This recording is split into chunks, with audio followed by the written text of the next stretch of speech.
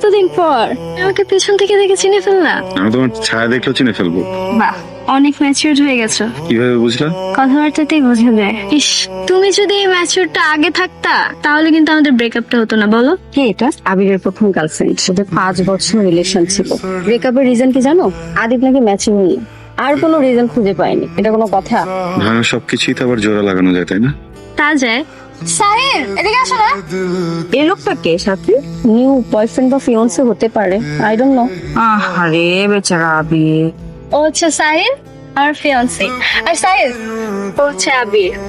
তোমাকে সবসময় আবিরের কথা বলতাম না? হ্যাঁ। ও, nice to meet you mister আবির।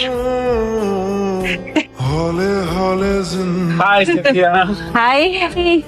এই শুনুন, এদিকে জি মা। আমার শাড়ির কুচিটা ঠিক করে দে তো।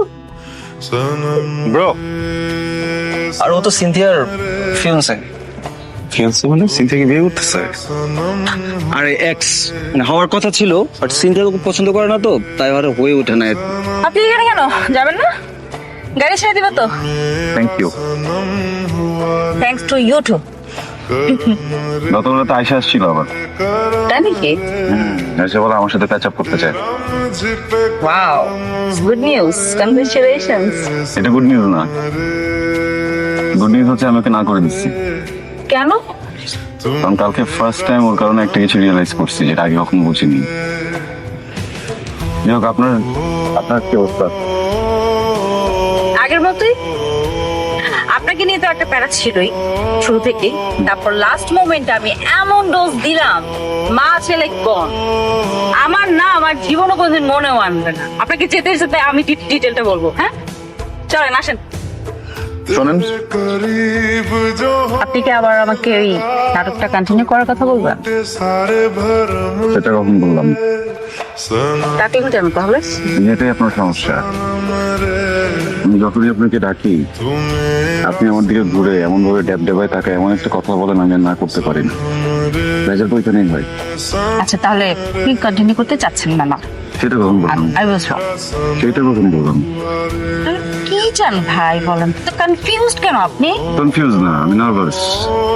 দেখেন, আমি আপনাকে সহজ করে বুঝিয়ে বলি। আপনি সেদিন আমার বাসায় এসেছিলেন, সারা রাত আমার সাথে ছাদে ছিলেন। আমার লাইফে এটা ফার্স্ট টাইম হয়েছে। আমার লাইফে যখন ফার্স্ট টাইম এরকম কিছু করছে তখন না আমি সেখানে অনেক গভীর একটা কানেকশন ফিল করছি। আমি অনেক উইক ফিল করছি, হ্যাঁ, ওই মানুষটার প্রতি। আমি খুব উইক হয়ে পড়তেছিলাম তার প্রতি। আর এমন একটা সময় যখন আপনি সকালবেলা ঘুম থেকে উঠে আমার কোনো কিছু না বলে গেছে, চলে গেছেন, আমার আচ্ছা, ওটা একটা মিসআন্ডারস্ট্যান্ডিং ছিল, ওটা ক্লিয়ার হয়ে গেছে না? হ্যাঁ, তো এখন কি? আসল জিনিস তো হ্যাঁ, মানে আমি যেটা বলতে চাচ্ছিলাম যে ওইটা যদি না হতো তাহলে ডেফিনেটলি এতদিন আমাদের বিয়ে করতে।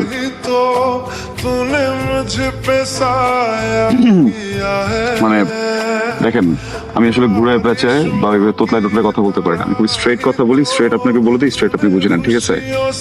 যেটা হচ্ছে যে আমি ওই